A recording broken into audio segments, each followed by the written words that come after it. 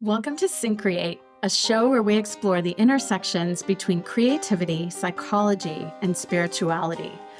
Our goal is to demystify the creative process and expand the boundaries of what it means to be creative. I'm Melinda Rothhaus, and I help individuals and organizations bring their creative dreams and visions to life. So, my guest today is the corporate mystic, also known as Stephanie Crain. And she's the founder of Tapas Innovation here in Austin, Texas. She's also a certified Master Jungian Coach with a success mindset specialization. And she works with executives, creators, entrepreneurs to realize their full authentic expression and value activation. And love for you to say a little bit more about that as you like, but kind of our focus for today is the notion of archetypes.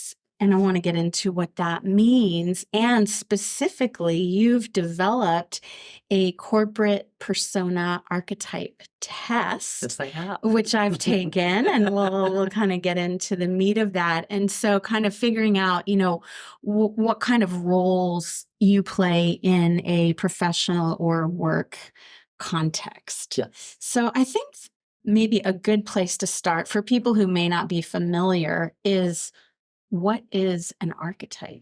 Yeah, I think that's a great place to start. And so archetypes, the ideal of archetypes really grew and developed into psychology and looking at philosophy even through Carl Jung. And archetypes are universal. So some people I think we sometimes confuse stereotypes with archetypes, right? Because there is some stereotyping that happens with an archetype. Yeah. But if you think of sort of universal archetypes like the parent archetype, for example, whether you actually have a child or not, all of us can tap into that parent energy, or the hero, for example, that hero archetype of what that looks like. And so these are universal experiences that any human can express, or any, I sometimes call it universal energy that anybody can tap into or access.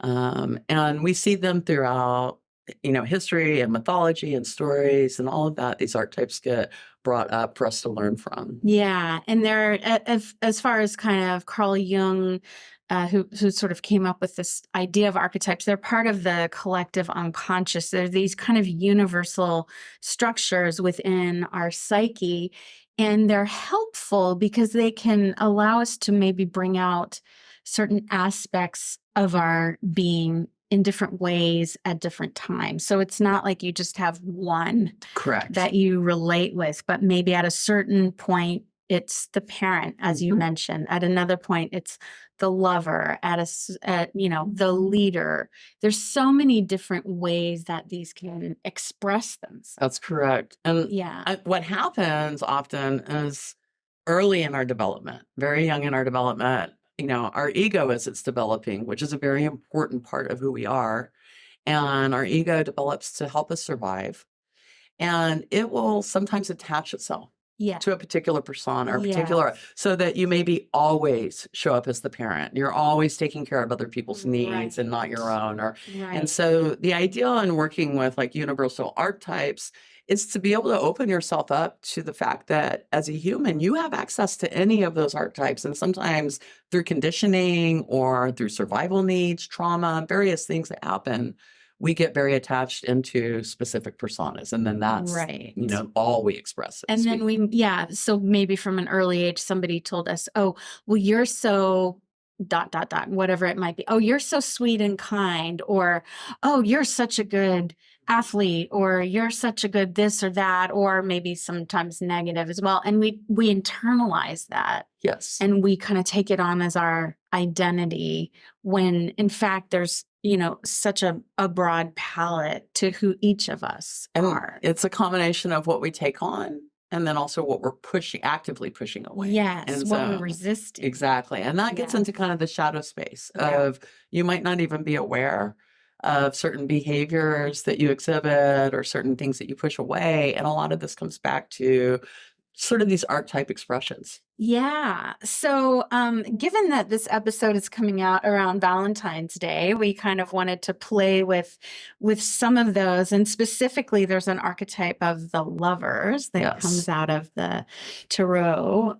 Tell us more about that. So it's interesting, and going even back a little to Carl Jung, he established 4 primary archetypes. There's hundreds of archetypes that should be stated. They're innumerable. We should say that. But the 4 primary was sort of the warrior, the mystic, the parent, and the lover. And so, as you mentioned, the lovers also show up in tarot, and the lover archetype, it expresses a particular type of unfetteredness, wildness, like kind of very expressive. In tarot, it really relates to choices and decisions that we make. So there's a lot of that aspect of the lover archetype, and what we kind of dive into versus what we shy away from, what grabs our heart, and just really pulls us in. So there's that passion that drives us, like, really comes up through that archetype. Absolutely. And in a recent episode, we were also talking about the connection between sort of creativity and passion and life force energy, right? And that also relates to our sexual energy. Absolutely. As well. Very much. I mean, that's the center of our creative space, and sexual or otherwise, all of our creative energy builds from that space. Just, and then it's how we express it. So, are we expressing that through a heart-centered space? Are we bringing that up? Or are we expressing that maybe through fear, or not expressing it at all? Right. Maybe we're holding it back. Right. So that's part of, what really fascinated me about the archetypes themselves, is because in most corporate, I should say not, in most tests, personality tests, things like that, and a lot of them are based on, like, for example, the Myers-Briggs is based on Carl Jung's archetypes, like all of the, whatever your 4 letters are, and I think they've added now the T and the A, and so there's extra letters, there's always extra letters. So that's based on archetypes, and a lot of personality tests are. But the thing that I always find frustrating about them is they feel very limiting. Like, I have been put now into this ENFP box. Right. Or the Enneagram, and you're a 4 or whatever it is. And then you think that's like, okay, that's who I am. Rather than, in a lot of these kinds of personality tests and assessments, I mean, I would think that the ultimate goal is to find balance so that you can utilize these different resources within ourselves at different times. And that's exactly the goal of why I put this test together. Because whenever somebody takes the test, I cover 6 archetypes in this test. I developed my own set of corporate archetypes, and so I came up with about 50 of them. And then I narrowed so some of the archetypes that didn't make it onto the test, for example, the office spouse. Right? Like, we have that archetype, right? Or the office gossip, right? That's an archetype, and there's these different, I even created one called the AI overlord, right? Because that's a part of our psyche now. It's in our psyche. And what does that look like? And for each archetype, I developed, the overall kind of, this is what this archetype looks like. And then I developed the persona characteristics, which would be sort of their light, how they express themselves in light ways. And then their shadow characteristics, which might be sometimes what we perceive as the stereotypes, which is why we get triggered by some of these archetypes. So how did you narrow it down to these main ones? I chose these for very specific reasons. I chose the office parent, the big boss, the analyzer, the entrepreneur, the networker, and the creative. I felt like from an art one, I felt like the archetype roles were diverse enough to express kind of different personas in a real clear way, real defined way. I also felt like that these were roles that had stereotypes attached to them. Very strongly. People have ideals of what they think it is to be the office parent or the big boss, right? And so that was part of my process in selecting these. And I in particular put the entrepreneur in there, even though this is a corporate persona archetype test, my experience, I am an entrepreneur that has worked in many corporate environments, Yes. and I have worked with many entrepreneur energy people. Right. And so I wanted that to be in there because I wanted to just have that space to show the distinction between, and the core distinction, the entrepreneur and the big boss actually look very similar. I'm curious if you would guess what you think is the core difference between the two. They have a real key difference. Well, I don't know, but this is a great question. But I kind of associate the entrepreneur with the innovator. And then the big boss is like more assertive, possibly aggressive. Their biggest difference, they actually both have big boss energy, but the big boss needs a lot more logic and a lot less chaos. And the entrepreneur is able to pivot and go with ambiguity. Play with, and that's kind of the real key there, is that ability, because they both really have that big boss energy. They're both wanting to get things done. They have a vision. They're starting a bit, they have to rally people around their vision, all these things. But it's really that big boss needs numbers, needs reports, needs to understand this logistical, everything is like working according to plan. Whereas the entrepreneur's like, hey, we have an opportunity. We need to pivot and move towards that. Flexibility, more uncertainty, comfort with uncertainty. Okay. So I noticed when we were talking beforehand that you have these kind of broken out based on, I guess, the results that you've gotten in from different people. And you invited me to take the test, and we'll talk about that when you were kind of beta testing it. And now it looks like you've gotten some data back as to kind of how people tend to break down into these different archetypes. So tell us more about that. It's been very interesting. And I'm going to open with one question I don't ask is gender. So I'm not asking anybody to tell me if they're male, female, or other. And the highest percentage of persona type is the office parent. And the next one is the big boss. And so we've got 27%, almost 30% of the people taking it are the office parent, 22% the big boss. And the office parent, like, could we liken that to the kind of like, if we're putting it into a more feminine, the mama bear, the one who kind of takes care of everyone? So this is one of the things I find really interesting. Yes, we could liken that. That is the stereotype for sure. But there's more to it, I gather. So my experience has been, by a pretty vast majority, men are showing up as the office parent. Interesting. And they are very upset by it. Interesting. They really respond because of the stereotype. So the stereotype of the office parent really is kind of, you describe the mom and nurture bear type, but then also think about the busybody who's kind of knows everybody's business, knows what's going on, making sure that everybody's needs are getting met, but also kind of has their own agenda. Right. So there's like a caretaking, but also maybe a controlling. A little bit manipulative, a little bit. And I think that, again, I'm not tracking for gender. So these are experiences I'm having with consultations with people. Right. And it started to really surprise me.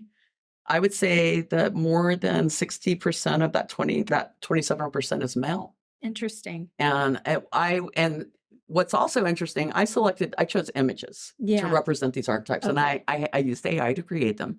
And I wanted to go against type. Right? I want that intentionally. So my image for the office parent that I chose is actually maybe 50s Hispanic man he's relaxed, he's moving towards retirement, he's got wisdom, he's kind. Totally not the stereotypical female office parent, right? Like went totally, and it turns out that apparently that is actually what. And it's so funny because as you mentioned that, I just pictured somebody who immediately came to mind that kind of fit that. So I can relate with what you're talking about. And I'm sure it also, you could have called it something else and it might have carried a different resonance, right? Perhaps. But that's really interesting. Yeah, it is interesting in the context of the positive aspects of the office parent are they really do care about making sure that they're people's needs are met, they're and concerned for and they people's have well-being. they tend to have wisdom. They tend to be mentors or somebody they confidants. People can go to them, Absolutely. express themselves emotionally to this person where they're not typically able to in corporate environments. Yeah. Which was something else that came up in a really interesting way. Yeah. In terms of how we repress or suppress our emotions in corporate spaces. Yes. Yes. And I want to get into that. So, let's just talk a little bit more about these percentages, because we were talking beforehand, you have the analyzer, about 14%, entrepreneur, 13, networker, 12, and then the lowest percentage score. So the lowest number of people fall into the creative category, which is what our show is all about. So why do you think that is? That so few people put themselves into a... It's really interesting. I honestly, that data for me surprised me. Obviously, I show up strong creative, right? I show up 37% creative, right? And so for me, I'm just like assuming, obviously, everybody's like me. And I'm like, no, of course, that's not true. Right. And, the test itself, I think that some of the answers let you know that you're answering sort of a creative, but not all of them do. And so there's a little ambiguity in that. Yeah. And so it did surprise me that it came out so strong, right? Like so low in that mark but really people really do struggle to see themselves as creative. Well, and you also, there's a playful component to it also. And, maybe we're playful outside of work, but we kind of suppress that part of ourselves at work, or, maybe there's always like the joker, right? That's another kind of archetype. That is actually, that actually is one of the comedian, the office comedian. Exactly. But many of us may kind of put our more playful side, kind of put that away when we're in a work environment. Yeah. And it's interesting. So the question about playful and creativity was just simply, do you allow yourself to be playful or creative? Right. It's very open-ended in terms of it's not specifying where or how. And nearly 30% of all of the respondents said no, or they struggled to do it. Yeah. I think the breakdown on that more specifically was like there's a large number of like 18% that literally said no, they're not creative at all. They don't allow themselves to be creative or playful.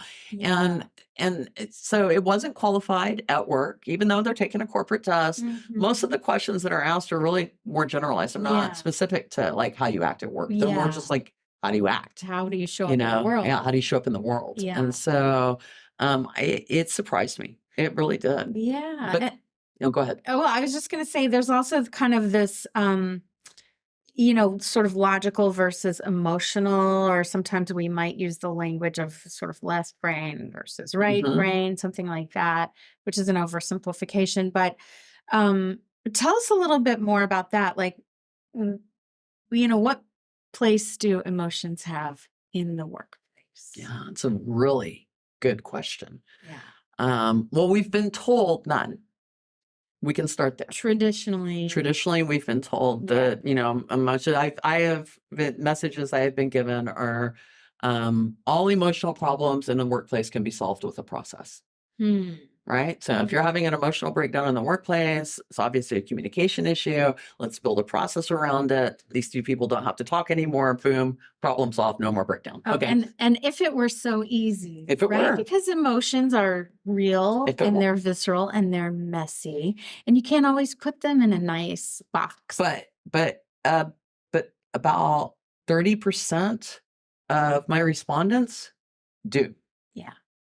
They say that they completely or almost completely suppress all emotion. And that is very specific in corporate spaces. I asked, do you express or suppress? And they had a variety of ways that they could answer that question. So they could say, I do a little of both, or I'm overly emotional, or I'm not, and a large percentage, 30%, said that they always suppress emotions. Well, and this is fascinating because more and more of the research on leadership is coming out to say that we need to have emotional intelligence. Absolutely. We need to appreciate and sort of acknowledge emotions in ourselves, in other people, and then we can better communicate, and it's not just all systems and processes. So it's interesting when we're talking about suppressing our own emotions like this, and we relate it back to the personas, right? So the personas themselves, they all have, like I said, these light expressions and then these sort of negative expressions that we tend to hide away. And what happens is we suppress those things because we don't think they work for us or we judge them as bad. Right. But when we do that, that's when your emotions are going to come out in ways you literally can't control. Yeah. So maybe you're just simply going to be a passive aggressive person. Maybe you're saying nice things in unkind ways or, whatever. But I've seen in a corporate environment, in a very conservative corporate environment, I have seen a man walk out of his office in a rage and attack another colleague in a rage over a business problem. Mm-hmm. And it's not an exaggeration. Yeah. He lost his job. Yeah. He lost his job. And for us to have been in an environment where we're not taking into account everything that was going on in these people's lives. Yeah. And there were a lot of extenuating things that were happening. Of course. Right. But Of we course. expect people to show up with this persona. Right. Right. And be the person that you're being paid to be. Yeah. And it's interesting also because in leadership work, we really emphasize authenticity and building relationships and building trust, right? But then there is also this kind of old expectation that, we leave all the other stuff at home. I sort of align it. And it's, I think we have different types of leadership. And so we have like on the far end, I think we have like military leadership, right? Where it is very critical that you're putting your life on the line. You're putting yourself in a situation where other lives are at stake. And the training and the leadership that goes into being in survival mode in a way that you're responsive, not reactive. This is critical, right? Because being in survival mode for most of us is just a reactive mode. Right. But when you're in the military, you are being conditioned and trained and led to be in that space so that you can do your job. Right. You can get the job done, it's right? Life or death. It's life or death. It's critical, right? Mm-hmm. Mm-hmm. But I have seen marketing managers in survival mode, missing a deadline, thinking that their life is in a life. Right. Is that good for creativity? Is that good for innovation and problem solving in a corporate space? Right.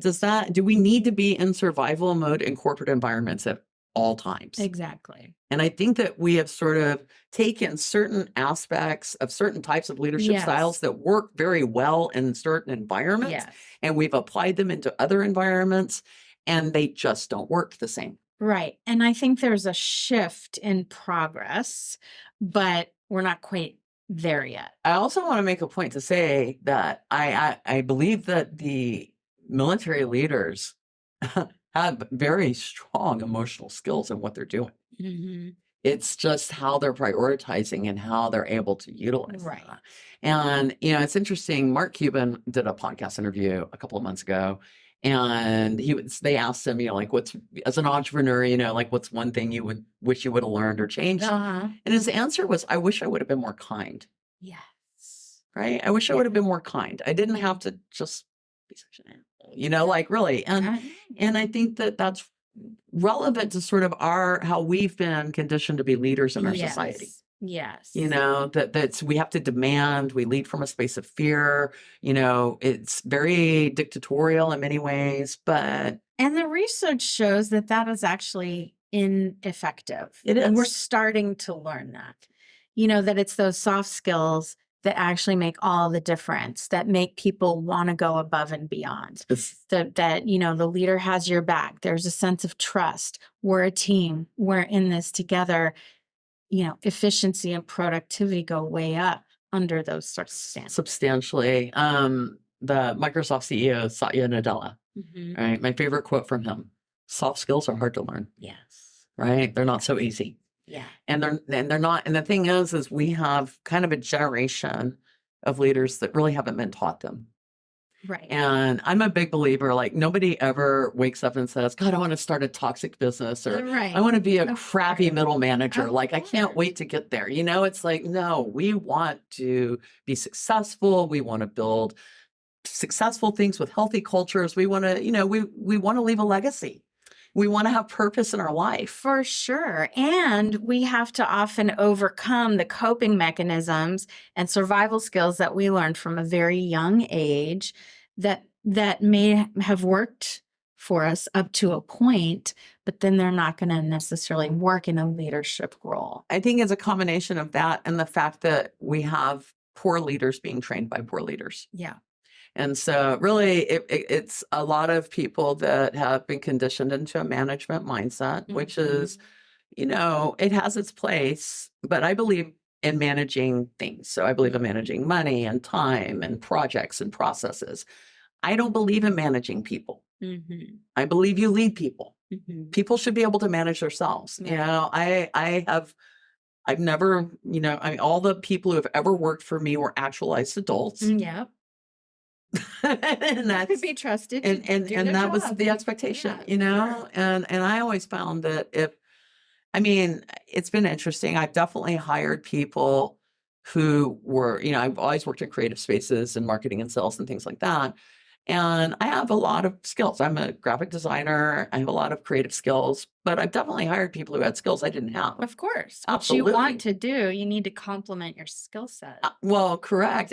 But I'm still capable of leading those people. Yes. Right. I think it's kind of, I think a lot of very skill-based people in our society, we have a problem in corporate America with sort of career growth. Yeah. And you can be a very, very exceptionally skill-based person without any leadership skills, but you can only grow so far if you aren't, if you're not willing to take on management. Right. Exactly. And I've seen a lot of, SMEs, subject matter experts, so, attorneys or accountants or even creative people who are great at what they do. And then the minute they get put into management, that job ends in like a year. Well, and the problem is we're not really taught how to be a leader, even in business school. And some people don't want to be leaders, though. Right. Some people don't want that. Right. But that is the sort of career growth arc. I'm a big believer in co-leadership. Yeah. I actually believe that real technical teams should always have co-leaders. There should be that subject matter expert that they're there to mentor that technical skill. Yeah. And that there should be that leader that's able to deal with the more soft skill aspects of the team, and that those co-leaders should be aligned and working together. Yeah. And it's something in our corporate world that we just don't look at these sort of, I think, opportunities for collaboration and growth that, absolutely, don't look traditional maybe, but create more opportunity for real innovation, for real creativity. Because when you take your senior level best technical person and then you make them miserable. Right. That's not right. And then helpful. And so, the cost of turnover, right? There was a study done by Gallup that showed, it was last year, 2021, I believe, $1 billion in cost for employee turnover. And for a small company, the cost was anywhere for an employee turnover, the cost was anywhere from $600,000 to $2.5 million annually. Yeah. And there's not only the monetary costs, but there's all these other costs in morale. If you've got a lot of turnover, if you've got a lot of unhappy people that are leaving, that affects team cohesiveness, it affects culture and climate. There's so many aspects to it. And productivity, creativity, and innovation take a hard hit when that happens. Like, we really become less able when we are constantly stressed, when we're constantly in survival mode, when we're constantly in this space of like, one of the things, what keeps you up at night? And I had 8 answers, and 46% of the respondents said unresolved problems and uncertainty. Yeah. And I would say that right there could be addressed by reducing stress, allowing us to become more connected, allowing us to be more in touch with our own intuition and to become naturally more creative problem solvers, we would reduce that number alone, like just by allowing ourselves to go into more creative spaces. Because I believe that unresolved problems and uncertainty happen because you can't think outside of the possibility of what's right in front of you. You're just stuck in that. Yeah. This is the problem. Yeah. Right. And you don't see the possibilities. There's again a much broader range of things that could happen, but we do tend to get really focused on, well, these are the only options. And then we feel stuck and we feel helpless. And it becomes a cycle. And that happens as individuals. That happens for us in businesses as individuals. And then it happens for companies too. Yeah. At an organizational level, companies will get stuck. Right. And how do we move forward? They become trapped in their own systems. Exactly. Right. And they work against really, themselves. Really hard to turn the ship. So I want to bring it back to the assessment itself. And I'm curious, how you developed it. What kind of research went into it? I know you put a lot of work into this. I did. And I'll be honest, I used AI as supplemental knowledge, right? So I came up with all the archetypes on my own. I developed a framework for what I thought the archetypes were, right? And all of that came through. I have 30 years experience reading tarot. I've always been super fascinated with symbolism and symbology and mythology and just everything related to this. And so this is just a part of like what drives me and what I love. And then as studying Jungian psychology and getting more of an understanding of like the archetype aspect of our psyche, right? How our ego and our persona works and, how we sort of like come from a higher self perspective. We can be accessing all of those persona energies, we do that. And so, for me, all of that was natural. I had this stuff in my head. As I started really developing it out and with AI, prompts are critical. Yes. Right. And so once I had figured out the 6 archetypes I wanted to work with specifically, I actually did the test for 10 total. And then I filtered 4 of them out and ended up with. And were they the ones that just had the lowest number of responses? No. Before I ever published it. Okay. Yeah, I designed for 10. But I felt like 10 was too many. Yeah. It was just going to be an overwhelm because it's not a short test. It takes you about 20 or 30 minutes to take it. And it is fairly comprehensive. And so I wanted to narrow it down. And there was enough, once I was able to get the data, I could see where there was enough overlap that I could like say, this one is not quite as distinct from that or whatever. But once I came down to these 6, the questions I also developed on my own. Okay. So I developed all of the questions and then I created the sort of, this is, I'll say stereotype, even though I don't really want to use that word, but I created the persona of what each archetype would be. Right. And fed that into AI. So the AI understood who the archetypes were and asked the AI to give me more information about these archetypes. Kind of refining your using AI as you go along. Correct. I was using AI to help me refine that data. Yeah. Then when I actually came up with the test, once I developed the full archetypes, like this is like an example, of what they would look like. Once I developed the full archetypes with the shadow characteristics and their persona characteristics, I fed the full archetype into AI. Then I would go in and say, how would each one of these archetypes answer this question? Okay. And AI would give me my answer prompts that are on the test, right? So I used AI to help me develop the actual prompts that you would select. Yeah. And there were still some of those that were of my own making. For example, the emotion logic question. Yes. I wanted to know, you just have to answer either or. It's A or B. Are you emotional or logical? It's hard to say. Like I'm a little bit logical and a lot emotional or whatever, and it's either or. I know. I did that on purpose to kind of a little bit of a trickster for people. And it's the question when I was going through the beta testing that I got the most frustrated feedback on because everybody wanted me to add I'm both. Right. And I'm like, but then everybody would say that. Right. So, and it's interesting in the test. it comes out basically 50-50. Mm-hmm. You know, it's 49% logic, 51% emotional. Yeah. I ask this question a lot when I present Yeah. of my audiences, live presentations. Yeah. It is almost always 100% logical. There might be like 3 people out of 100 that would answer that they're emotional. Right. So it's really interesting how we judge logic and emotion when we're in public. We're judging emotion. Especially in a professional or work environment where we think we are supposed to be logical. Correct. Very much so. You know, I was speaking to a big boss the other day, right? We were doing consultation. Yeah. And he kept telling me, he said it like 3 different times. He's like, yeah, and I'd run this through my logic brain. And he's having a hard time hiring people. Mm-hmm. And so we started talking about his process, right? And he kept like referencing, like running this through my logic brain, running it through my life. And I go, well, when do you run it through your intuitive brain? Mm-hmm. When do you run it through your heart center? Like what? And he literally was like, I don't know how to do that. Yeah. And I go, well, as a big boss, you should. Yeah.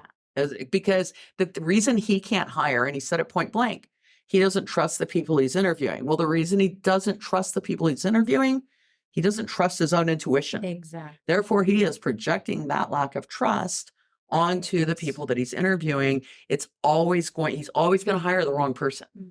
He's literally always going to have that cycle until he gets into his own emotional center. Yeah. And starts identifying these triggers that come up for us that we can feel in our body sometimes. Mm-hmm. You know, like that little, oh, I don't trust this person. I don't like what, you know, and so it's having that awareness of yourself that lets you become more aware and more intuitive with other people. Yeah. Back to the emotional intelligence Mm-hmm. piece. So I'm curious how this, there's so many assessments out there, right? Yeah. There's so many leadership tests, there's so many personality tests and assessments. So what would you say kind of distinguishes your corporate persona test? Or, I mean, another way of asking the question is how could people use this in a way to enhance their self-awareness? I think what distinguishes my test is that I'm not trying to tell you who you are at all. I am trying to show you the possibilities of everything you can be. Okay. And I am showing you maybe things that you might be pushing away or things that might trigger you emotionally that you're not even aware of. So, for example, if you show up as the big boss and then your lowest score is the office parent. Yeah. Right? Well, as the big boss, you might be emotionally triggered by somebody who's running around getting into everybody's business, or who's like, paying too much attention, or, a lot of like the analyzer. There's a lot of these opposites, right? The analyzer and the creative. Mm-hmm. I did a consultation with somebody who showed up strong as the analyzer, and their job, very analytical job. Yeah. Very, very analytical. She scored 0 on creative. Wow. Okay, 0 creative. And I told her that, and she started laughing. She's like, that doesn't surprise me in the slightest. And I'm like, okay, but one, how are you defining creative? That's my first question. Yeah. Yeah. And that's a central, topic of this show. Absolutely. Because there's this misconception that either you're creative or you're not, which I believe we're all creative. Yes, we express it in different ways. Exactly. Yeah. And she made the point that her partner was actually an artist. And I thought, well, that's fascinating. Okay. Nice balance, right? Yeah. She went on to say that she helped her partner create a business.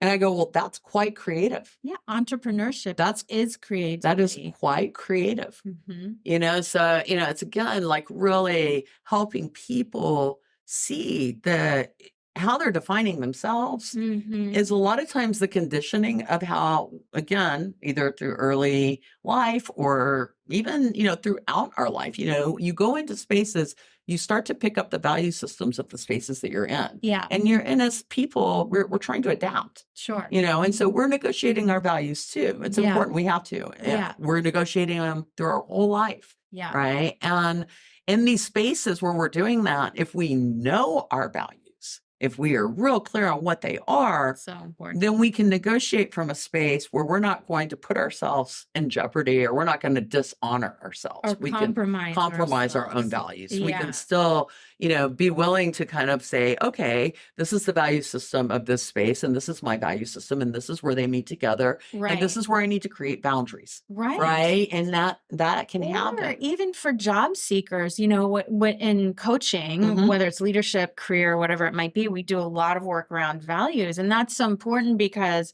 if you're applying for a job at a company whose values are completely oppositional to your own, well, that's never going to work. It's not. So you really need to find an organization where there's alignment, right? Or as you're saying, okay, where do we meet in the middle and how do I set boundaries? It's, and if that's even possible, because to your point, there are some unnegotiable things, and that's fine too. But nobody knows this until my experience with most people is that they don't know what their values are until somebody offends them. Until it's challenged. Yeah, that's right. Yeah. And so, most people will express that way.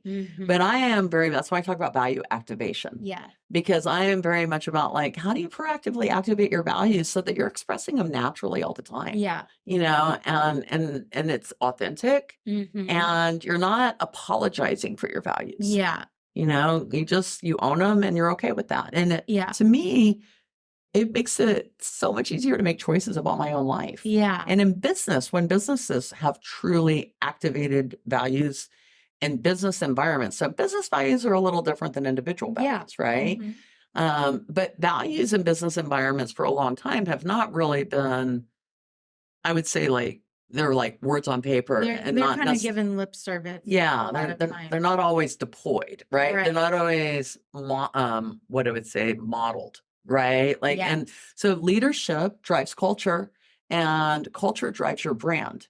Right. And if there is a breakdown in that culture, that's going to be projected through the brand out to your client, and your employees are also going to experience that pain. And so it's always got to go back to leadership in terms of re-evaluating the value structure, determining where there's misalignments, and then truly activate, is that a real value? Yeah. Are you just saying it's a value, or is it a real value? Because if it is, then we need to put a strategy around how not just the leader can activate that value, but literally everyone in the ecosystem is able to activate that value and act on it. And they're empowered through that. Absolutely.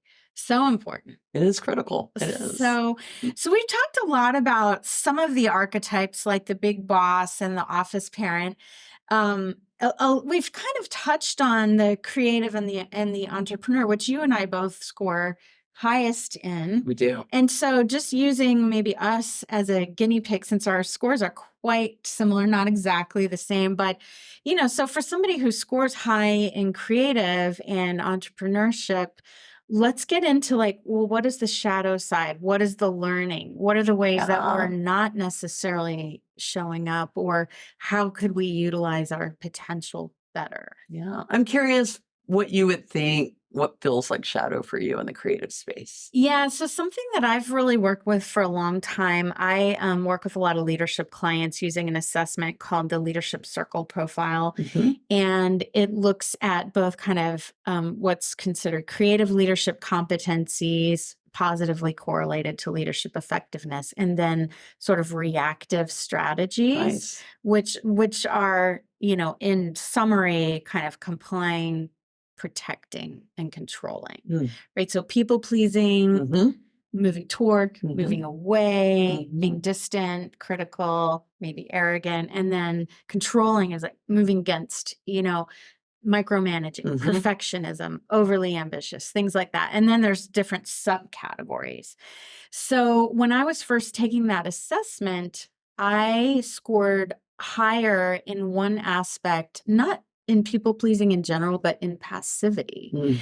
And I thought, I don't see myself as a passive person whatsoever. So how, and this is a 360, so people are giving you feedback. How am I showing up this way? And I did a real deep dive into it. And a couple of things. Number one, I'm kind of allergic to aggression and those kinds of my way or the highway kind of hardline roles. Leaders. And, and I do a lot of meditation and things like that. And so I was kind of looking into the psychology literature, and I was like, okay, well, what is the psychological definition of passivity, and what is like the opposite of that, that's something I can connect with, Right. and what I came to was compassionate assertiveness, right? So not I like that. aggression, Yeah, absolutely. but compassionate. And I thought, okay, I can do that. I can assert myself. I can communicate more directly. I can state my needs, and I know you've talked about the big boss as being more logical, right? That is one aspect Mhm. that I describe that as being a key difference between the big boss and the entrepreneur. Yeah. But with the big boss, it is very much visionary, Yeah. authoritarian, not necessarily, there's kind of the positive side of authoritarian and the negative side of authority. So, kind of having that confidence Yeah. of authority, Yeah. right? So holding space for authority Yeah. is something that big bosses do. Now you can do that in a real negative way, but Sure. it's not inherently negative to be that way. Right. And so some of that big boss energy is, they are very data driven. Absolutely. Yeah. They're very process driven towards vision.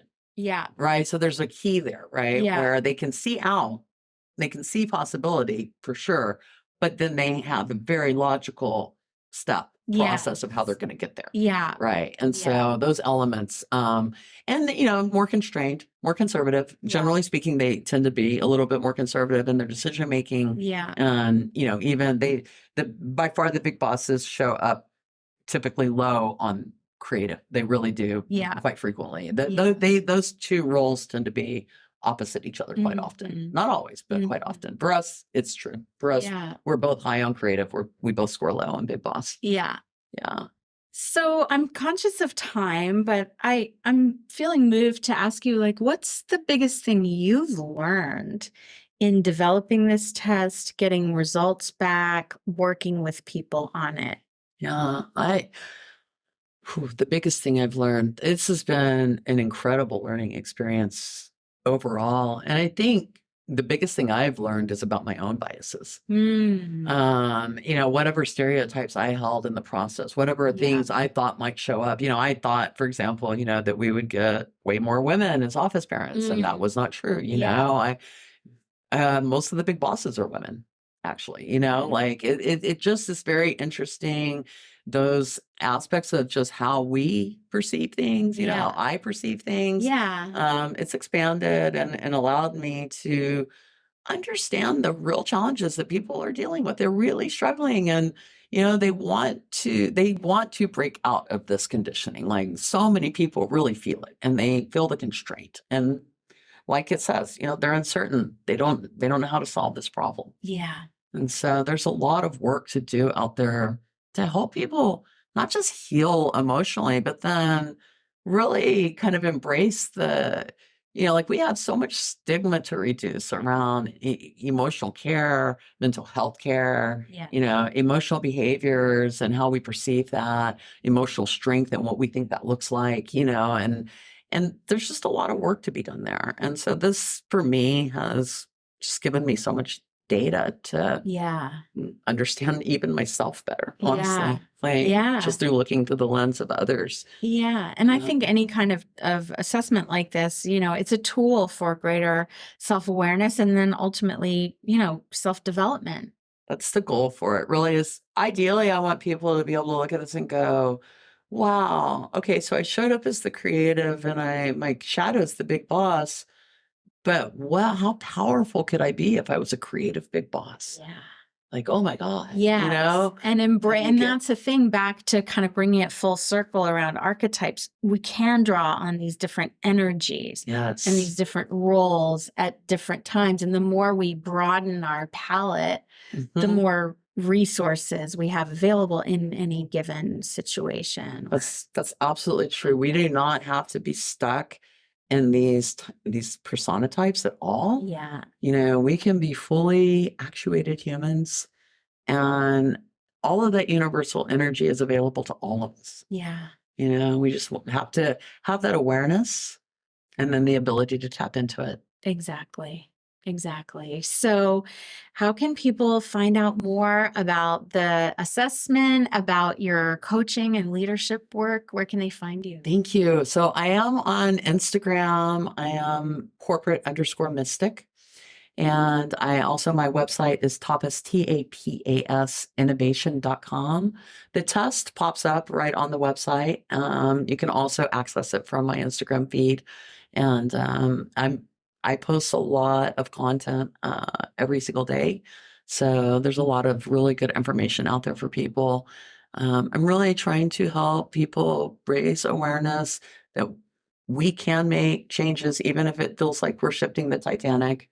Yeah. We can start to make that turn. Yeah. We don't have to, hit head on. And there's just so much opportunity for us. Yeah. Like really, to me, it's very exciting where we're at. And I know it's frustrating for some people, but it's in that conflict, the possibility really arises. Yeah. And that we can be truly creative. And that's what I get very excited about. Yeah. Like just that potential. Yeah. Beautiful. Well, thank you so much. It's great to have you on the show. This has been fantastic. Absolutely. And so I usually finish each episode with a creativity pro tip. And I think what's arising for me today is around your corporate persona test. So that's available on your website. If you're curious about your own corporate persona, go to Tapas Innovation and you'll see it pop up. And, just an extension of that, whether you take the test or not, really think about the ways that you show up in the work environment, in leadership roles, and in your wider life. Are there certain roles that you tend to embrace or ways of being, and how might you broaden your palette? Very much. I love that. Yeah.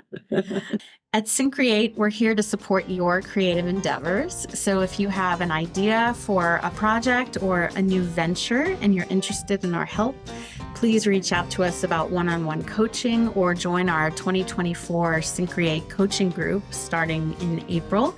You can find more at syncreate.org. And as far as the podcast, we're available on all the major podcast channels, so please follow us and subscribe. We're also on YouTube, both in audio and video, and we're now on Patreon as well, and you can find us on all social media. Thanks so much for listening, and see you next time.